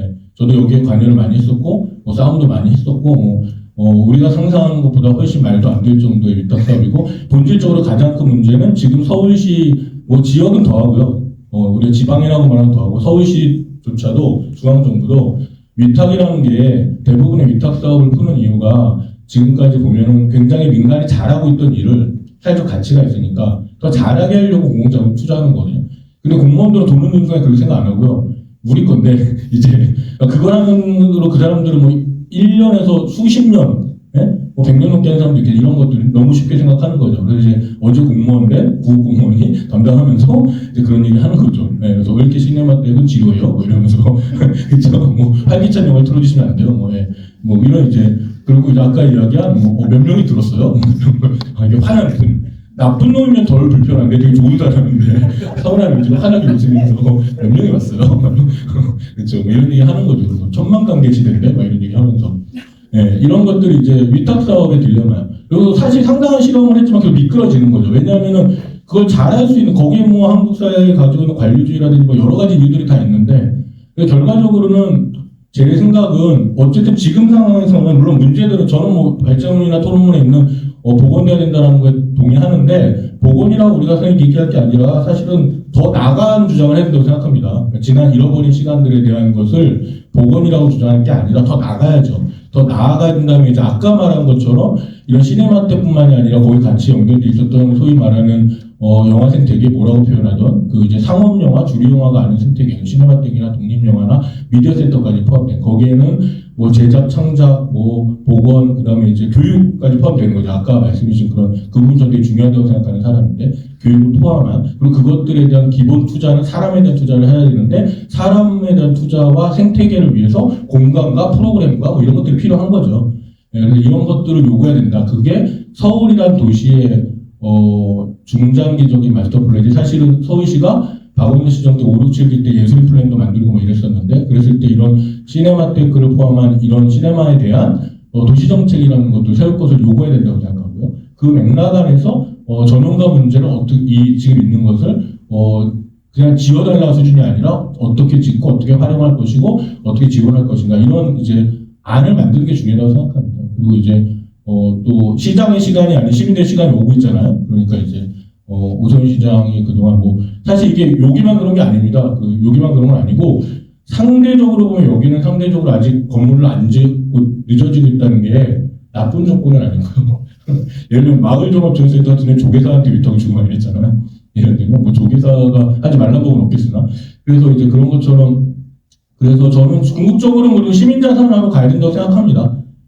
그러니까 시민도 돈을 내야지 이런 뜻이 절대 아니고 그게 그냥 공공적 자산으로 관리돼서는 할 수 있는 일이 매우 제한적이라고 생각하고요. 결국은 영화 생태계가 자율적이고 자유롭게 쓸 수 있는 기반을 만드는 과정에서 위탁이 있고 그다음 위탁을 포함한 뭐 제가 여기 순환경제라 얘기 썼는데 여러 가지 형태의 지속 가능한 왜냐면 바로 준다고 운영할 수 있는 게 아니잖아요. 돈이 없으니까. 그러니까 이제 그런 시스템이 만들어지고 그 위에서 이제 자산화 경험을 해서 최종적으로 영화계로 와야 되는 영화계 시민들이 와야 되는 뭐 이런 순서라고 생각하고 그 과정은 지난하겠지만 그 일관된 방향 안에서 이제 계속적인 요구가 이런 것들이 필요하고 결국은 시민들의 힘만큼 가겠죠. 뭐 관료들의 서운함으로 진행될 일은 아니고 그렇기 때문에 근데 그게 단순히 지금 스톱되는 건물만이 아니라 서울의 영화 정책 자체에 대한 거고 이거 관련된 질문은 하나 있는데 이제 저는 이게 서울은 그럴 수 있는데 서울도 포함되는데 영상 자료원과 이거의 관계는 좀 영상 자료원이 있잖아요. 자료원과 이 시네마텍이 계속 역할이 커졌을 때 저는 이제 이 시네마텍이 뭐 이렇게 좀 그런 이런 유산 영화의 허브 혹은 뭐 이런 형태가 돼야 된다고 정책적으로 상상을 해봤는데 그렇다면 영상 자료와 관계는 어떤 거지? 뭐 이런 거 궁금해서 질문을 드리고 싶고요. 나머지는 다 말씀드린 거라서 자료를 참조하시면 될 것 같은데 저는 지역하고 연결된 게 되게 중요하다고 생각합니다. 중요하다고 생각하고 물론 서울 같은 도시에서 그리고 중앙정부 같은 데서 해야 될 정책적 역할은 당연히 있는데 실제로 오늘 이야기되는 그 유산 영화라는 것들이 앞으로 어떻게 연결된 거지? 예를 들면 저는 상당히 큰 영향력을 가질 거라고 상상해 봅니다. 왜냐하면 무슨 희망을 주려 하는 얘기가 아니라 지금 하고 있는 대부분의 유산 정책들의 매체는 종이죠. 근데 이제 전 주로 선생님하고 다르게 노인들 관련된 일을 많이 하거든요. 장르와 상관없이 지역에서 그 앞으로 등장할 세대들의 아카이브 전부 다 영상물일 거거든요. 디지털 이미지가. 그러니까 그럼 이런 것들을 어떻게 보존하고 어떻게 커뮤니케이션하고 어떻게 시민들에게 가치적으로 전달할 것이냐. 이게 사실 다 미디어나 영화나 이런 것들이기 때문에 예전에 우리 부모는 한 편도 가지지 못했던 수많은 뭐 영화까지는 아니지만 이런 영상 콘텐츠를 우리는 막 수백 개 수천 개씩 가지고 살고 있는 거잖아요. 뭐 이런 것들이기 때문에 이 유산 영화 정책이라는 게 꼭 도시 안의 시네마텍 매우 중요한데 그걸 거점으로 하되 사실 아까 말한 교육이라든지 이런 연계성 속에서 지역 생활권 안에서의 정책으로 오히려 그렇게 됐을 때는 꼭 영화관이라는 상상력이 다양해질 수 있겠다. 지금 많은 시설들이 있거든요. 그런 시설들을 잘 연결하는데 그래서 오히려 사람에게 이 시네마텍 생태계에 투자하는 것도 계속 요구해야 되잖아요. 네, 되게 빠른 말투로 많은 얘기를 해주셨습니다. 그 탈성장 시대의 개념이 들어와야 된다. 뭐 이런 얘기도 하시면서 사실 건물을 짓고 이런 거가 더 이상 아니라 사실 생태계라든가 사람의 투자가 사실 새로운 개념으로 등장해야 된다는 말씀을 해주셨고 그 다음에 영화의 유산성과 관련해서 말씀하시면서 그렇지만 앞으로는 미디어 특히 이제 영상 매체로 이렇게 전환되어서 보존되고 또 복원되고 전달되어야 되기 때문에 뭐 단순히 희망을 주기 위해서가 아니라 오히려 희망적이다라고 그는 생각하고 싶다라고 말씀하셨고 또 이제 위탁 정책과 관련해서는 그냥 원 상태로 복원해달라 돌려달라 뭐 이렇게 하는 것은 너무 소극적인 것 같고 오히려 더 적극적으로 그동안에 잃어버린 시간에 대한 이야기까지를 더하여 한 걸음 더 나가야 된다라는 말씀을 하셨고 또 이제 마지막 질문은 어쨌든 영상자료원에서도 유사한 물론 우리랑 되게 다르지만 일을 하고 있기 때문에 영상자료원과의 어떤 관계성은 어떻게 쌓으려고 하는지에 대한 질문까지를 해주셨습니다. 자 그러면 다른 분들은 좀 이렇게 뭔가 문서를 만들어왔지만 그냥 말로 너무 많은 말씀을 잘하시기 때문에 그렇죠? 굳이 필요 없이 우리는 기다리고 계시는 분이십니다. 그분은 정치활동 중이신데요. 말씀을 너무 잘하시기 때문에 저는 뭐 굳이 제가 문서 같은 거 필요 없이 그동안 또 그리고 우리가 시네마텍 네, 빨리 하겠습니다. 네. 그래서 굉장히 애를 써오셨기 때문에 또 하실 말씀이 많으시라고 봅니다. 네, 죄송합니다. 제가 오늘 공개해도 되죠? 뭐 개봉했으니까.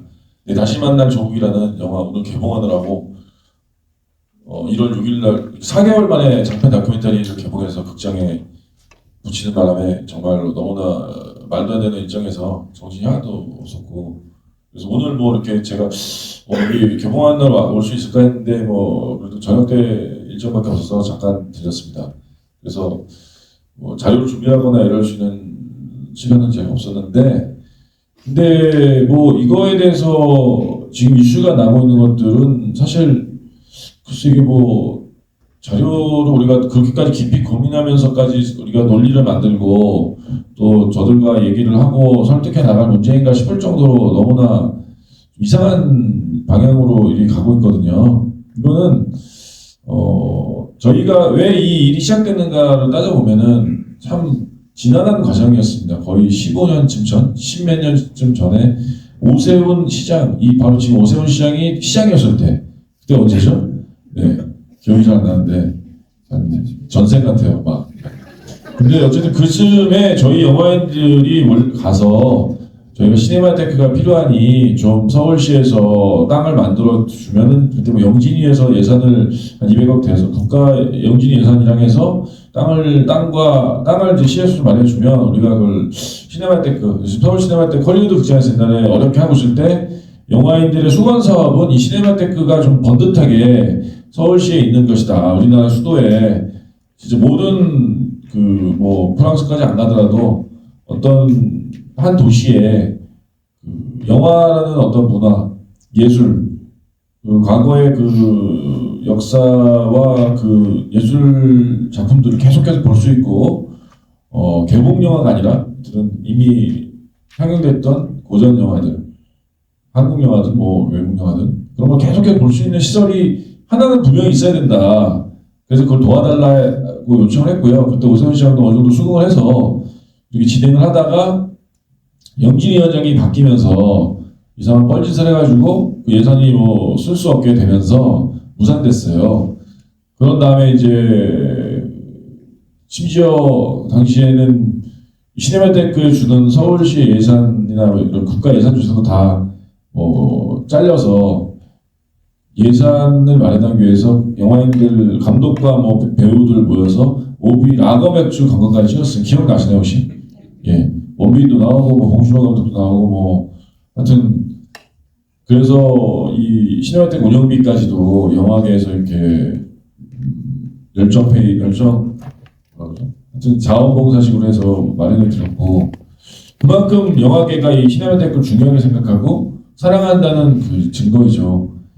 그렇게 해서 또 이제 박원순 시장 때 또 일이 진행되면서 그때 이 준비위원회가 영화계와 이제 모든 단체 다 모여서 준비를 해서 오늘의 이 건물 이 센터로 이 자리를 어렵게 마련해서 이제 착공이 들어갔던 겁니다. 그러면서 이제 다시 기적적으로 오세훈 시장이 다시 돌아오고 뭔가 잘 완성이 되면은 이제 그 기조 속에서 일관성 있게 영화계의 수건 사업이었던 이 시네마테크가 어떤 뭐 이제 절차적인 구체적인 절차를 이제 관해서 요구하는 그 절차, 그게 뭐 어떤 뭐 공정한 방식으로 그걸 통해서 종지부를 찍으면 되는 거였고 테이프 커팅을 하면 되는 거였죠. 거기에 우리 시네마테크가 어떤 식으로 참여하는가는 이제 물론 좀 더 논의가 필요한 구체적인 게 있겠지만 좌하간 그 건물은 시네마테크로 준비됐었고 시네마테크란 이름으로 건립이 되어서 뭐 그냥 우리 시민들이 우리 여기에 와서 이렇게 보는 거랑 똑같은 방식으로 좀 더 좋은 환경에서 좀 더 편하게 볼 수 있는 시설을 오픈하면 되는 거였습니다. 네, 그렇게 돼야 맞고요. 그렇게 시작이 됐던 것이고. 근데 어느 날 갑자기 그게 이제 그 서울경제진흥원 옛날에 이름이 뭐였죠? 서울산업진흥원, 네, SB였죠. 그게 지금 서울경제로 바뀌었죠.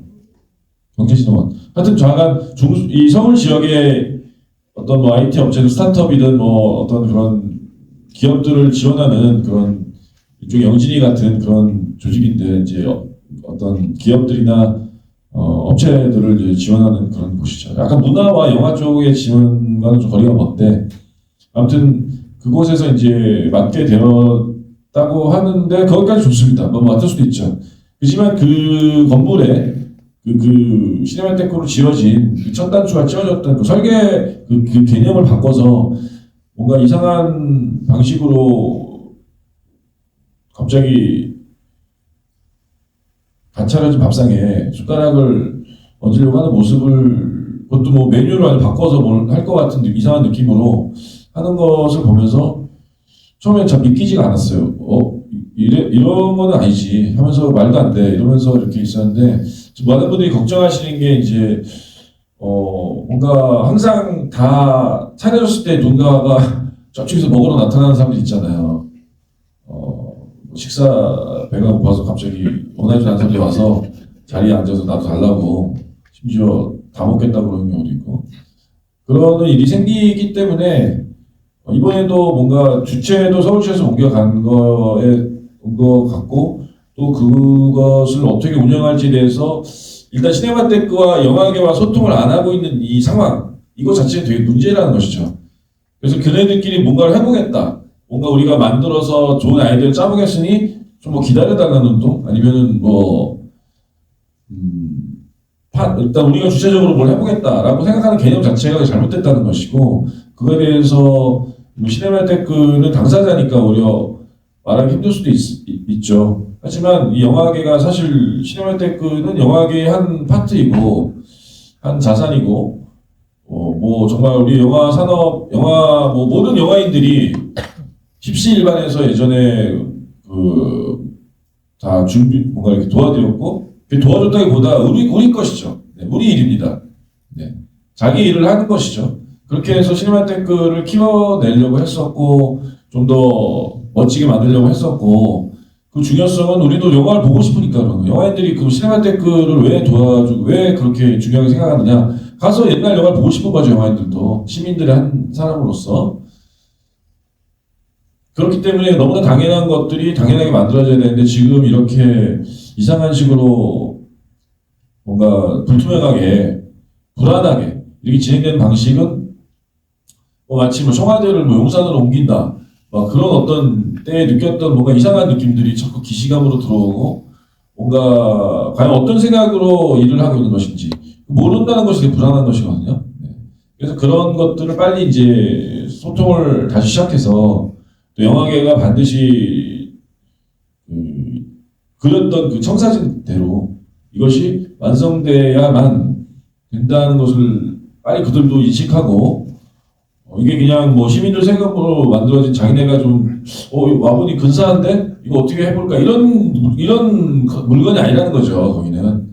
그래서 그런 거에 대해서 그 사람들이 빨리 주지시키고 그분들도 아 이거는 그냥 영화계의 어떤 자산이고 영화계가 그토록 애써서 만들었던 하나의 결과물이기 때문에 그걸 이 문화적인 우리나라의 어떤 영화 문화 그리고 어떤 자산으로서 이걸 도와드려야겠다 이런 생각 빨리 전환하도록 만들어야 될 것 같습니다. 안 그러면 큰일 나겠구나라는 생각을 만들어줘야 됩니다. 네네.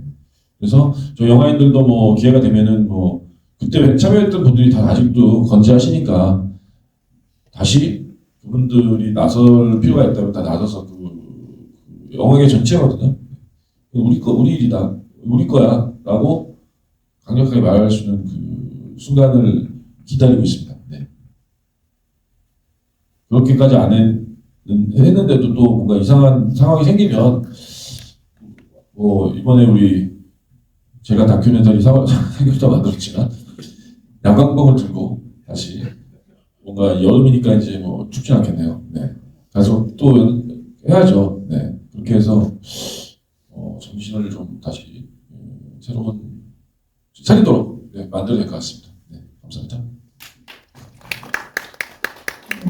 영화 개봉을 앞두고도 그렇죠. 이 자리에 오셔서 그 목청 외쳐주신 우리 정정님 감사드리고요.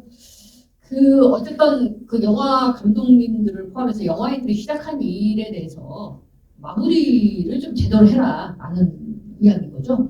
그래서 어쨌든 감독님을 포함해서 사실은 많은 분들이 정말 신뢰한 사람으로서 나도 영화 보고 싶다 시네마테크에서 라고 이제 말씀을 하시는 거고 또 그 다음에 그렇기 때문에 이건 우리 거다 그렇기 때문에 우리 일이다 라고 생각을 하시면서 앞으로 또 같은 일이 반복이 된다.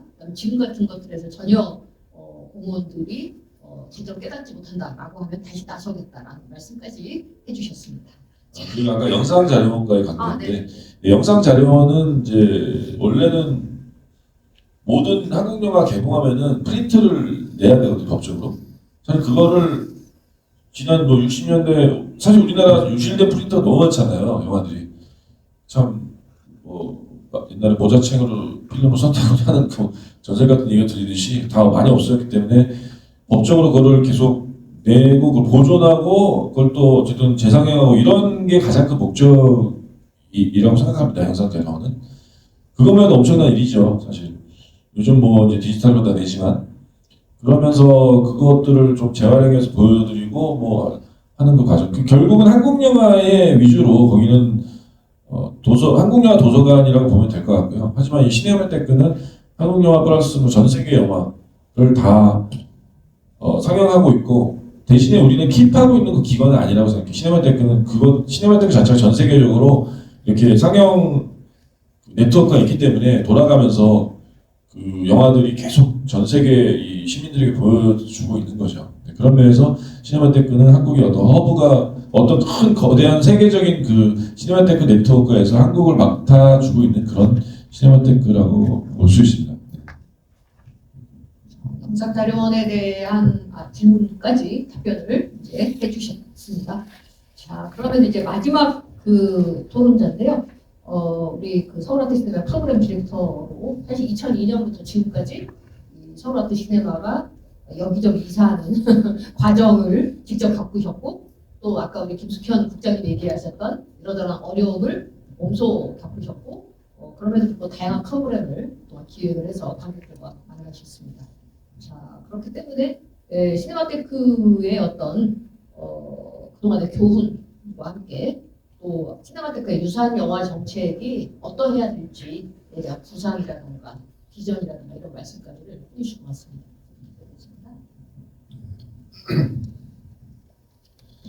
정유차 감독은 시네마테크 관련에 관한 다큐멘터리 하나 만드시면 될 것 같은데 얘기 듣다 보니까 좀 전에 이야기에서도 이원재 선생님이 그런 얘기를 했지만 건물이 있다고 해서 운영이 되는 건 아니다.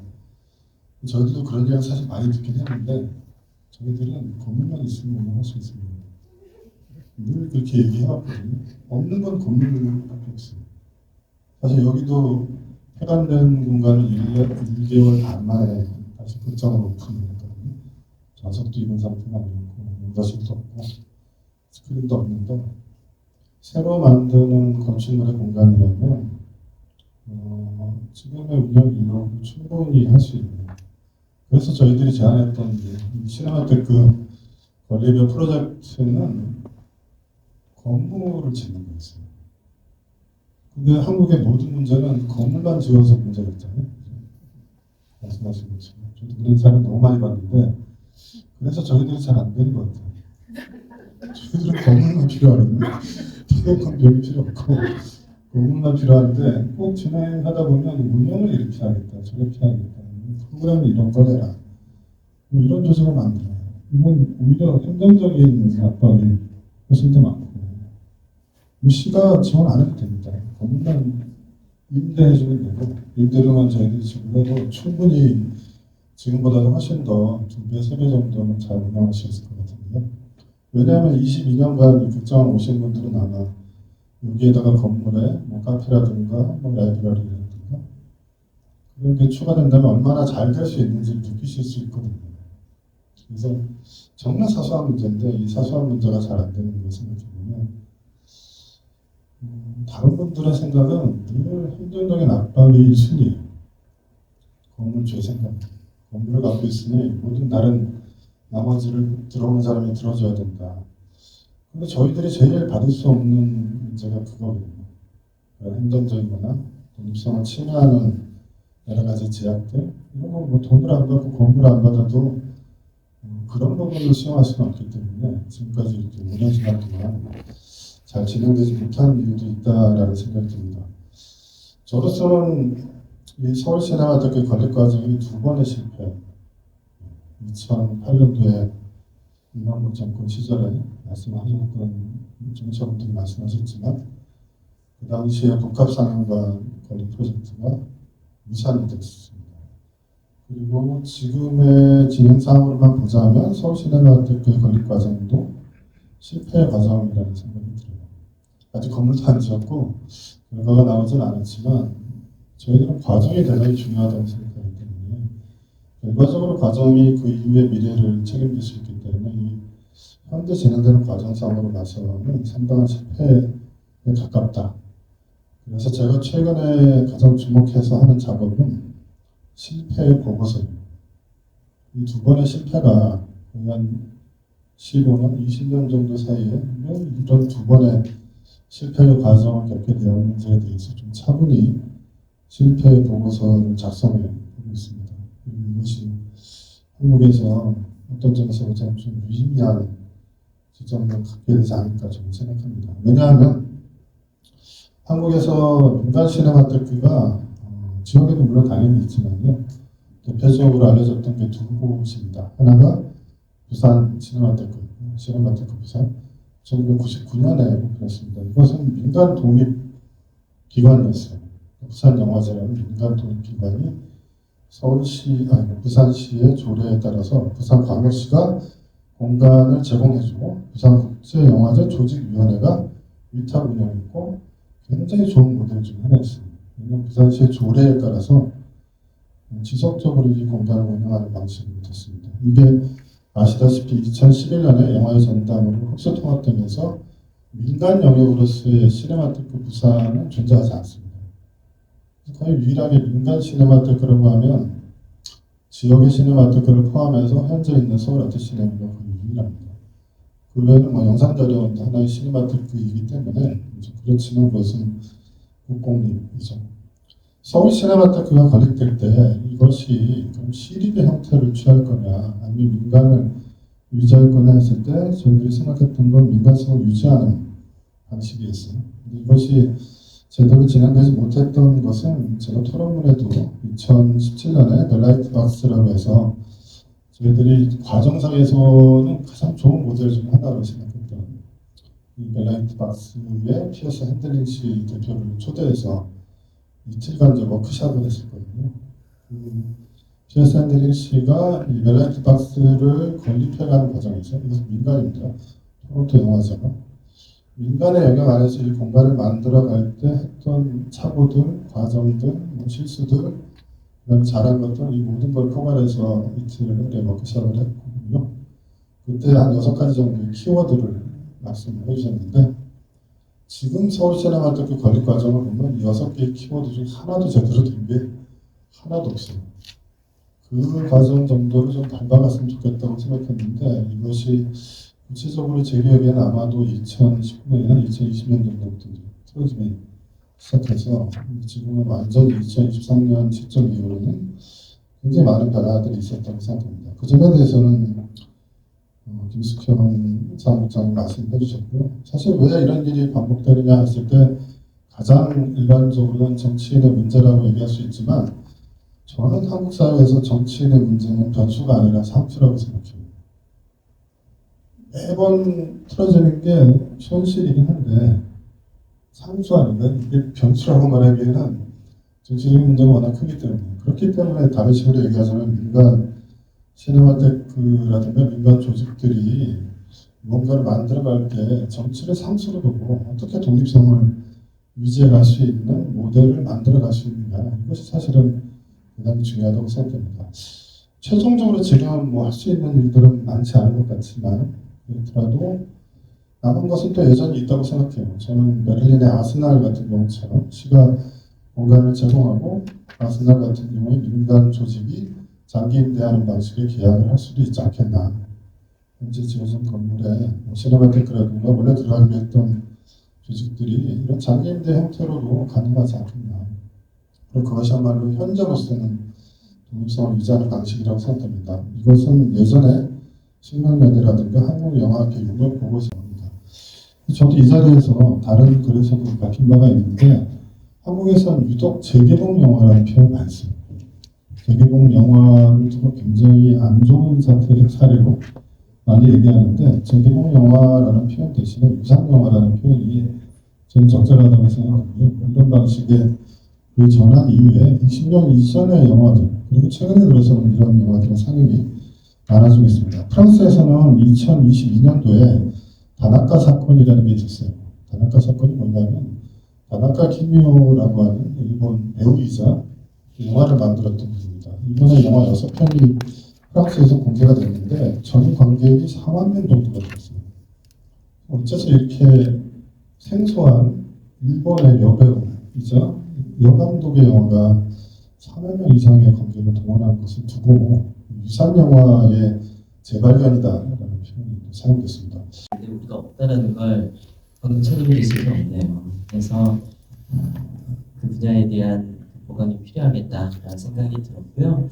뭐 어쩌다 지금 현재 뭐 영상자료 이사를 하고 있습니다만 그 우리의 현재 영상자료원의 그 지위는 시네마테크하고 그 필름 아카이브의 어정쩡한 중간에 자리 잡고 있는 건 사실입니다. 프랑스는 필름 아카이브가 완전히 독립되어 있어서 영화 납본 정리 그리고 보관 보존 확산 이 역할만 하고 있는데 우리는 이제 시네마테크 역할까지 하고 있는 측면이 있어서 앞으로 뭐 또 영상 박물관인가 뭔가 만든다고 하고 있는 걸로 알고 있는데 그것과 관련해서 뭐 위상이나 재정립에 관한 그 기회가 있거든 저도 같이 생각을 더 해야 되겠다라는 생각 갖게 됐습니다. 감사합니다. 김숙현 국장님 이어서 말씀해 주시죠. 저는 사실 아까 여기서 오늘께서 이렇게 패널 얘기를 때 해야 될 얘기 막 생각해서 아까 이렇게 뭐 영상자료하고의 관계에 말씀드리면 좋은 협력 관계입니다. 그리고 저는 이제 또 말씀 잘 해주셨다시피 사실 영상 자료들 수집, 보존, 보관 이런 부분들 그리고 이제 플러스 상영과 이런 것들 하고 있다면 저는 이제 상영과 근데 이 상영이라는 게 단순히 영화를 그냥 뭐 극장에 걸어서 친다가 아니라 사실은 이제 이거를 현대에 지금 뭐 만들어진 지 되게 오래된 영화들이 많잖아요. 지금 현대에 지금 어떤 맥락에서 이 영화를 다시 볼 것인가 의미가 계속 사실은 이제 재부여되고 재발견돼야 되고 하는 그래서 이제 이 영화를 같이 보는 팬들과의 어떤 문화 커뮤니티 이런 것들이 굉장히 중요한데 저희는 조금 더 이쪽에 더 이렇게 방점이 찍혀져 있죠. 예를 들어서 지금 오늘 저녁 때 광란자라는 영화를 상영을 합니다. 제가 알기로는 한국에서 극장에서 개봉된 적은 없는 영화로 알고 있어요. 이런 이제 빅 스크린에서 상영되는 게 정식으로는 처음이라고 저희 자막팀에서도 자막을 만들더라고요. 이 영화가 처음에 이제 알파치노 감독이 젊었을 때의 얘기인데요. 젊었을 때 출연한 영화인데 제가 듣기로는 이 영화가 처음에 개봉을 했을 때 굉장히 이제 성소수자 커뮤니티에서 굉장히 반발이 있었습니다. 왜 연쇄살인범을 그 성소수자로 안 좋은데 안 그래도 성소수자들을 보면 이 얼마나 탄압을 받고 있는데 왜 연쇄살인범이 이렇게 나오느냐 뭐 이런 어떤 이제 반발이 있었으나 한 10년 정도 지나고 나왔을 때 이 영화를 오히려 이제 퀴어 평론가 이제 이런 이제 재발견을 하게 되죠. 그렇지 않다. 이 영화야말로 그랬다고 하는데 한국에서 사실 이 영화가 비디오로 나왔었습니다. 오래전에 굉장히 많은 장면이 이렇게 잘리고 그다음에 비디오 광고가 굉장히 좀 이상한 방향으로 굉장히 이제 퀴어 혐오의 맥락에서 굉장히 좀 자극적으로 기억이 나요. 그래서 이번에 이경미 감독님이 추천을 해주셨는데 상영을 하는데 그런 식의 사실은 제발 이 영화가 이제 10년 후, 20년 후 다시 저기 됐을 때는 퀴어 평론가들이 이 영화를 전혀 다르게 해석했다고 했잖아요. 그런 식의 영화를 의미적으로 재발견하고 재발굴하고 다시 드러내고 그리고 다시 그래서 다른 담론들을 또 만들어가고 맥락적으로 저는 이게 시네마테크에서 굉장히 중요한 어떤 역할이라고 생각을 하거든요. 그 역할을 저희가 이제 계속 열심히 하기 위해서 노력을 하고 있다라고 말씀을 드릴 수 있고 이렇게 되면은 사실은 이제 조금 달라지죠. 그 영상자료는 특히 이제 시네마테크로서의 의미와 저희의 의미가 또 좀 달라집니다. 그리고 저는 한마디 더 얘기를 하고 싶거든요. 시네마테크가 뭐 영상자료원이 하나 있다고 하는데 하나 더 있으면 안 됩니다. 두 개, 예술영화관이 하나 있으니까 그래 여기는 예술영화관 이거 하나로 됐어. 그래서 그 예술영화관이 모든 예술영화를 다 일단백으로 상영하고 그럴 수 없잖아요. 예술영화관은 많을수록 좋은 거고 그 많은 곳에 또 관객들이 많이 모일수록 좋은 거죠. 시네마테크도 마찬가지로 저는 합니다. 왜냐하면 어떤 영화가 있다고 할 때 이게 시네필들이 이 영화를 모두 똑같은 평을 하는 게 아니잖아요. 똑같은 의미로 재의미화를 하지 않잖아요. 어떤 영화는 이거는 다시 봤을 때 이런 의미로 재발굴해야 된다라는 의견이 있는가 하면 그 영화를 들어서 또 다른 쪽에서는 아니다. 이 영화는 오히려 굉장히 퇴보한 영화고 오히려 굉장히 의미적으로 굉장히 나쁜 어떤 의미를 가지고 있다라고 되게 한 영화를 블로스하고도 해석이 달라질 수 있는데 시네마테크가 여럿이라면 사실은 그 영화에 대한 의미를 재해석이 되게 의견이 달라지겠죠. 어떤 시네마테크에서는 이 영화를 누구 굉장히 오늘 다시 봐야 되는 영화고 다시 생각해야 되는 영화다. 다시 발견을 해야 되는 영화다라고 얘기를 한다면 어떤 시네마테크에서는 사실은 그 영화 똑같은 영화를 상영하면서 사실은 이 영화의 어떤 오히려 더 안 좋은 점을 얘기를 할 수도 있어요. 근데 이런 식의 의미의 충돌과 이런 것들이 그 영화를 훨씬 더 풍부하게 만드는 거 아닙니까? 그러니까 어떤 영화에 대해서 시네필들이 무조건 좋은 평만 하고 어떤 영화는 무조건 경멸만 하고 이래서야 사실 그 영화가 제대로 사실 재의미화가 될 수 있을까요? 그래서 저는 시네마테크는 사실은 지금보다 더 여럿이 더 생겨도 상관없다고 생각합니다. 더 많아져야 된다고 생각을 합니다. 근데 문제는 사실 시네마테크를 운영한다는 건 쉬운 일은 아니에요. 굉장히 어려운 일이고 굉장히 돈도 많이 들고 많은 부분들에서 사실 좀 그렇죠. 근데 이제 제가 기쁘게 생각을 하는 거는 저희 쪽으로 이제 가끔씩 연락이 오고 이제 도움을 청하고 콜라보 이런 예시도 하는 것들이 굉장히 작은 지금 젊은 영화 시네필들이 굉장히 작은 상영회들을 여기저기에서 굉장히 많이 조직을 하고 있더라고요. 그런 분들이 좀 많고요. 거기와 우리의 차이점이라면 이제 저희는 어쨌든 이제 230석에서 조금 더 크게 영화를 중규모 극장에서 이제 이렇게 상영을 하는 것.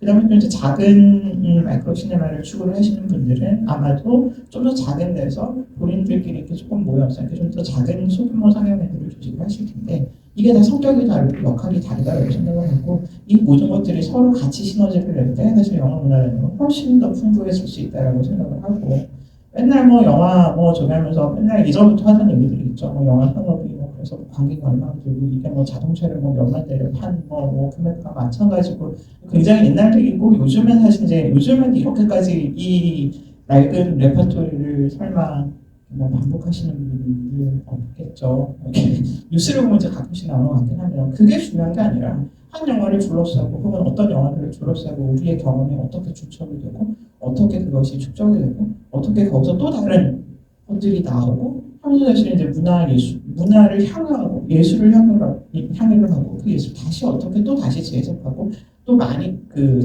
재창조를 해내고 그 다음에 서로 공유하고 소통하고 그래서 이것을 또 전승하고 전승을 조금 더 젊은 관객들은 아, 이 영화 이런 의미가 있대. 그때 봤을 때는 그때는 되게 선배들이 다 되게 소위 되게 후진 영화라고 했는데 망작이라고 했는데 아니 지금 보니까 이거 너무 훌륭한 영화 아니야? 라고 사실은 다시 재발견이 될 수 있고 선배들이 굉장히 호평을 하고 굉장히 좋아했으나 아니 이거 사실 너무 후진데? 라고 사실은 재평가가 이루어질 수도 있는 거죠. 그 과정 하나하나가 또 저는 전승이라고 생각을 하고 그런 것들이 이루어질 수 있는 곳이 시네마테크가 아닌가. 그래서 시네마테크는 사실 물리적인 토대가 굉장히 중요하고 그다음에 사실 그 위에 이런 식으로 제가 지금 말씀드렸던 이 문화적으로 어떤 것들이 계속 이어갈 수 있을 것인가가 중요한데 그냥 말씀하셨다시피 저는 다 이제 열심히 하고 있지만 예, 세입자 입장에서 이사를 다니다가 예, 어느 순간 이제 이것마저 그다음에 이제 저는 계속 뭐 이렇게 사실 얘기를 하고 싶은 게 이것뿐 아니라 서울뿐 아니라 서울도 이거라는데 사실 지역에 지금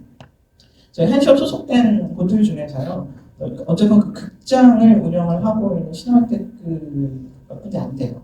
강릉에서는 이제 시네마테크 예술영화 전용관 그 몇 개까지 다 동물영화 전용관 몇 개까지 다 떠맡아서 하고 계시고 그다음에 이제 대전에 이제 대전 아트 시네마 있고 그리고 이제 광주에 이제 광주 시네마테크에서 광주 극장 운영하고 계시고 뭐 하지만 그 외에는 극장을 직접 운영을 하고 있는 데가 없습니다. 그래서 이제 뭐 빌려가지고 이제 기획전 하나 하고 빠지고 이런 형태로 굉장히 열악하게 하고 있는데 사실 그 뭐 사람들 다 서울로 빠진다고 뭐 이렇게 다들 사람들도 인프라도 전부 다 서울로 간다라고 얘기를 하지만 사실 지역에서 봐요. 그래서 특히 청년 영화인들이 앉아서 영화를 보고 나누고 토론하고 할 수 있는 어떤 문화적 여건들이 돼 있는가라고 하면은 뭐 있던 것도 없애버리잖아요.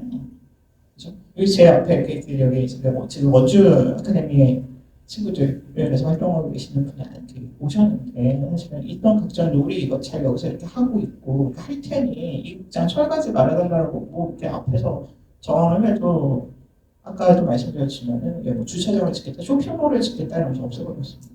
아니 주차장 쇼핑몰이 왜 말입니까? 뭐 말이 되나요?